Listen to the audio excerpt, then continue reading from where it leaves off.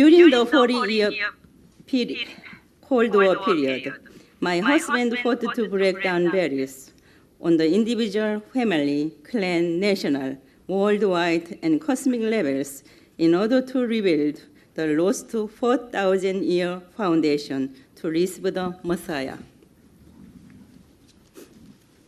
Since my husband cannot live that long, he knew that he would have to indemnify all of history in just 40 years. During this period of 4 decades, he restored 4,000-year history before Jesus and the 6,000-year biblical history since the creation. After this indemnity was paid, the Cold War ended through the unity of Cain and Abel blocks. This was consummated by the Unification Church at the 1988 Seoul Olympics, where 160 nations of the world came to Korea.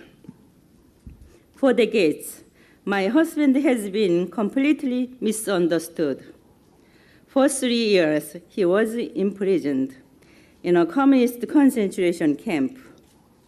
Altogether, he has been wrongfully imprisoned 6 times for doing God's work.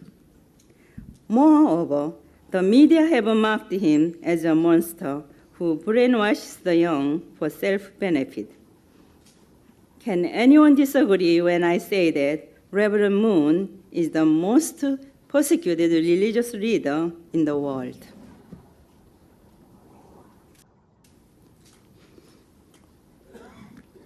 My heart is broken when I think of how my husband has suffered.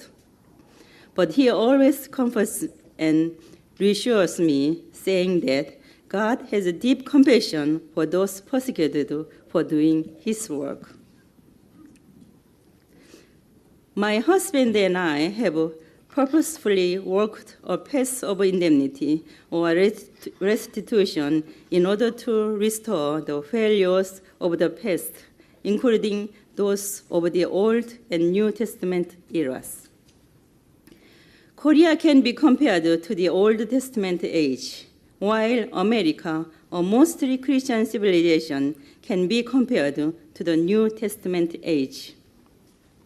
For the first 20 years, my husband worked the road of indemnity of the Old Testament age, centering on the Korean nation and the Unification Church, representing the positions of the Israeli nation and Judaism, respectively.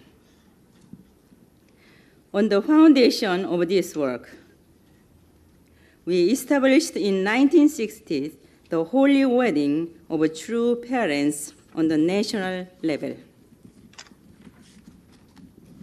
Then, in 1971, my husband and I came to America. During the next 20 years in the United States, we walked the path of indemnity to fulfill the New Testament age and begin the completed Testament age. Thus, we established the true parents' family, the origin of true love, true life, and true blood lineage based on God.